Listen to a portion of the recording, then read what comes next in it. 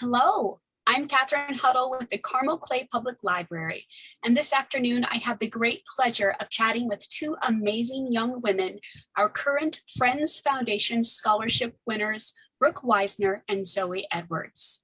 Brooke and Zoe, thank you so much for joining us virtually this afternoon, and congratulations on winning your scholarships. Thank you, Thank you so much. We're very excited. Well, I'm just curious, and Zoe, if you'd like to start us off, what made you decide to apply for the Foundation Friends Scholarship in the first place? So I'm a part of the Teen Library Council at the Carmel Clay Public Library, and I believe Jamie Beckman, who's kind of in charge of the program, sent some information out to us. It's basically a group of teens that are really passionate about reading in the library. So I think, anyone on TLC would have been a great candidate for it. And I've loved the library since I was really young, and it just seemed like a perfect fit. And Brooke, what about you? What made you decide to apply? Well, I've heard about this scholarship for a few years. I've had friends who have applied for it, and I completely forgot. I'm also in Teen Library Council, and I had missed a meeting in, I think March or February, where Jamie first talked about it.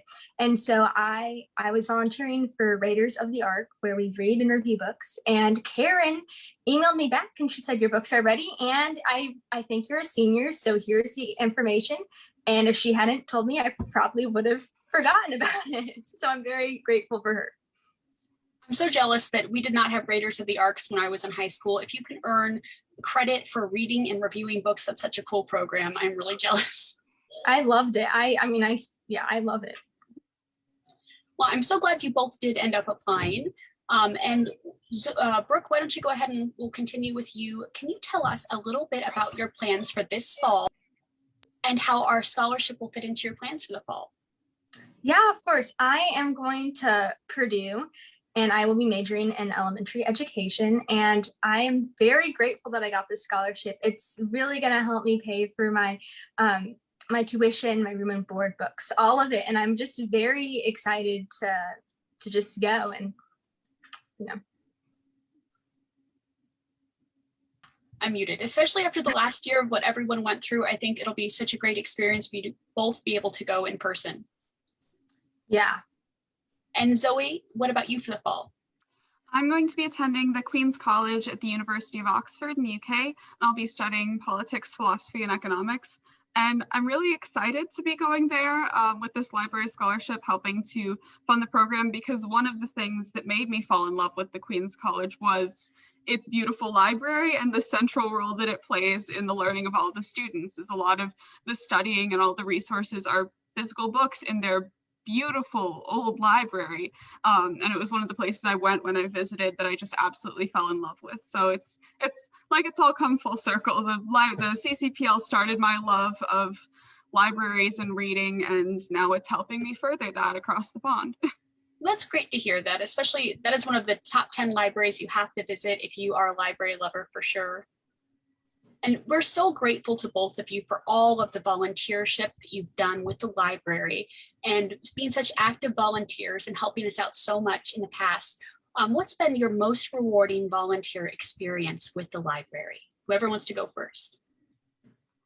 I don't know that I could just pick one that was the most rewarding. I know there's a couple that definitely stand out for me. I wasn't able to do it this last year because of COVID, but I think every prior year that I'd volunteered at the library, I always helped out with the Star Wars celebration on normally May the 4th, sometimes May the 5th. And I just remember we had people dressed up as stormtroopers to come in and take pictures with the kiddos. And I would teach kids how to make lightsabers out of construction paper. That was always my activity that I helped with. And that and really all of the help I did in the children's department was really important to me, because I loved spreading that joy for the library with younger kids, because that's when my love for the library started. I have this one memory that's from I don't know, I was probably in middle school. We don't do it anymore, but for the summer reading program, we would have teens go and help give out prizes, and we work shifts. And I don't know, I was probably 13 when I did that.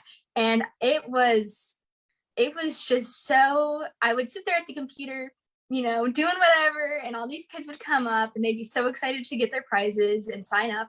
And I think, we would do other work with the library, and I don't know if this was all the same or not, but we'd help, we'd go down to this weird, it's not this weird room, but we'd go down to this room, we'd take an elevator. It was bizarre. Behind the scenes tour.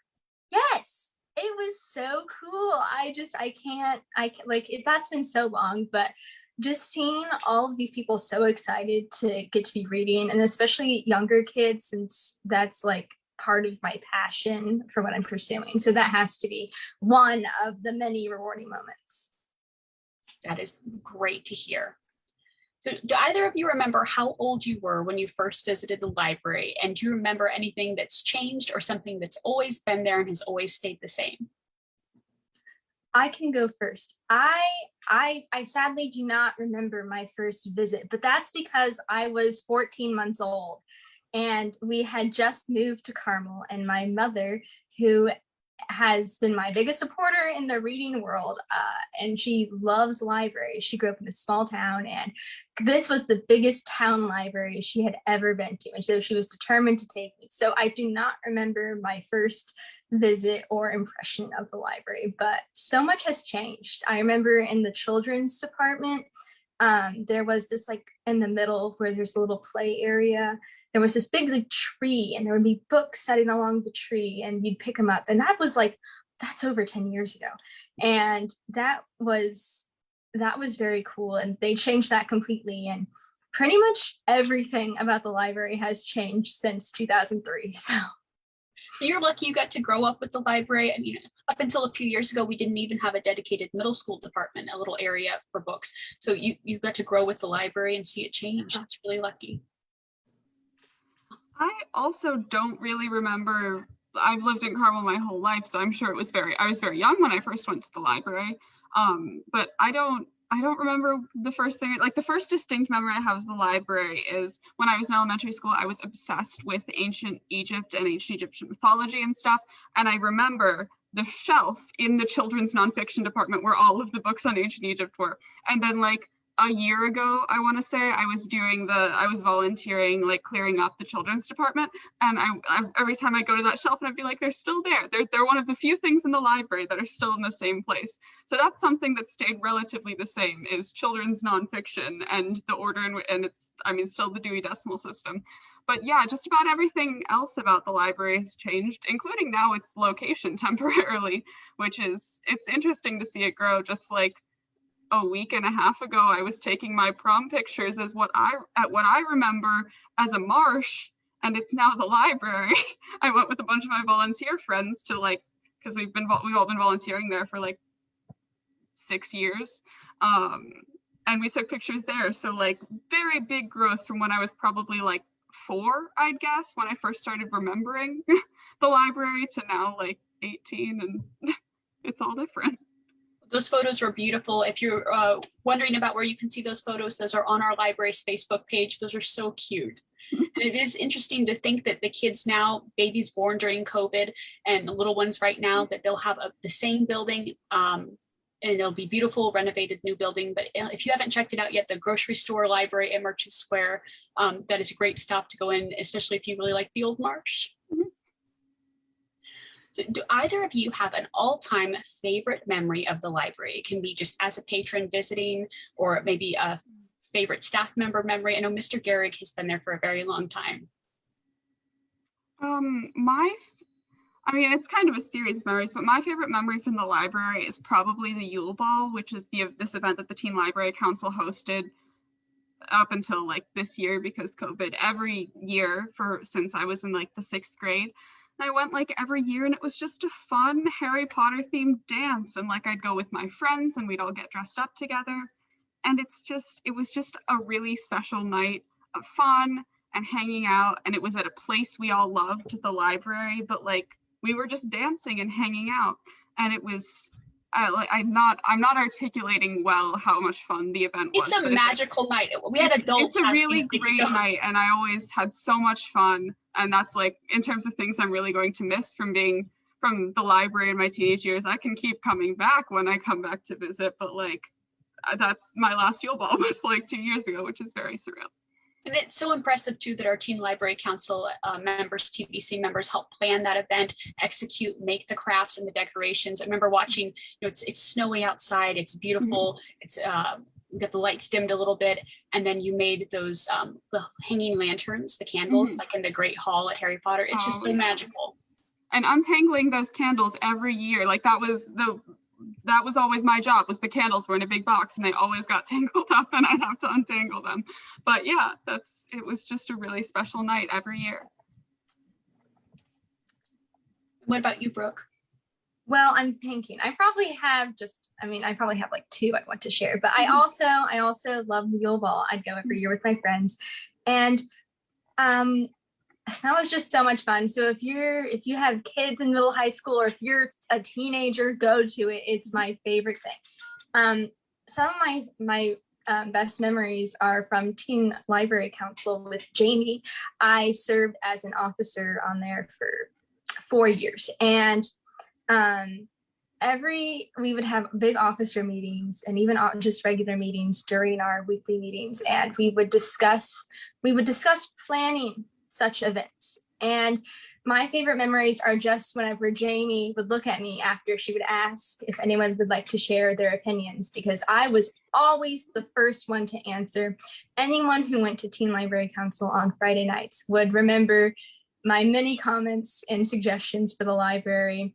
And so that's something really fun and just funny how Jamie always knew. Every time she asked if we had an opinion, I would always answer, even if I had something good to say or not.